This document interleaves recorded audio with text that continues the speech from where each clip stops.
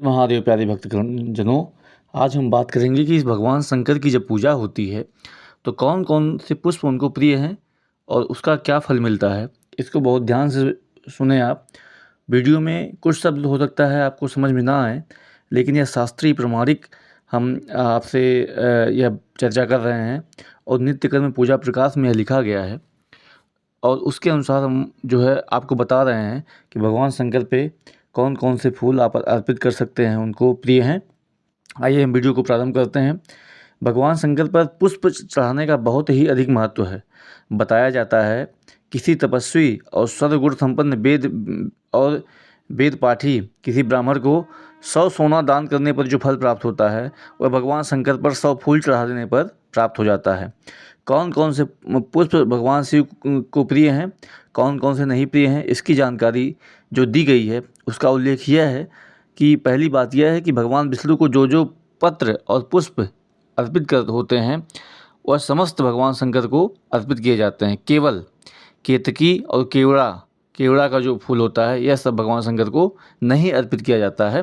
बाकी भगवान विष्णु को अर्पित किए जाने वाले समस्त पुष्प पत्र जो है भगवान शिव को अर्पित कर सकते हैं। साथ ही साथ शास्त्रों ने कुछ फूलों को के चढ़ाने से मिलने वाले फल को बताया है। जैसे 10 स्वर्ण माप के बराबर स्वर्ण दान का फल, एक आक के फूल को अगर आप चढ़ाते हैं तो स्वर्ण दान का फल आपको प्राप्त होता है।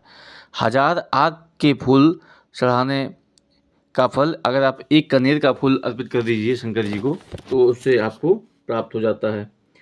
1000 कनेर का फूल चढ़ाइए, उसकी जगह पर अगर आप एक बेलपत्र अर्पित कर दीजिए शंकर जी को राम लिख करके तो वह मिल जाता है।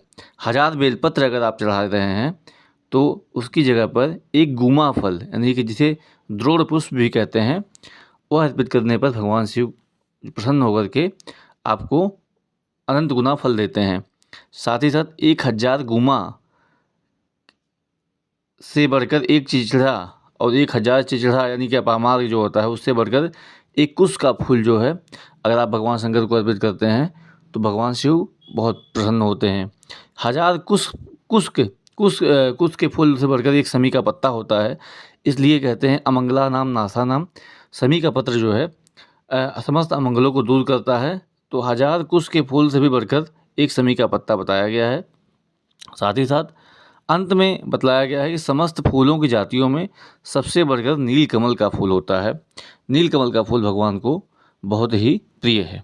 साथ ही साथ भगवान व्यास ने कनेर की कोटि में चमेली, मौलसरी, पाटला, मदार, श्वेत कमल, समी के फूल और बड़ी भटकरैया को रखा है। इस तरह धतूर की कोटि में नागचंपा पुनांग को माना है।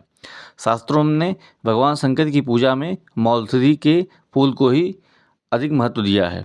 भविष्य पुराण के अनुसार भगवान शंकर को के पे चढ़ाने जाने योग्य जो फूल हैं वह इस प्रकार हैं: कनेर, मौलसरी, धतूरा, पाढ़र, बड़ी कटेरी, कुरैया, कास, मंदार, अपराजिता, समी के फूल, कुब्जक, शंखपुष्पी, चिचड़ा, कमल, चमेली, नागचंपा, चंपा, खस, तगत, नागकेशर, किंकिरात, गुमा, शीशम, गुलद, जयंती, बेला, पलाश, बेलपत्ता, कुसुम्भ पुष्प, कुमकुम अर्थात केशर, नीलकमल और लाल कमल। जल और स्थल में जितने भी उत्पन्न सुगंधित फूल है सब भगवान को प्रिय होते हैं।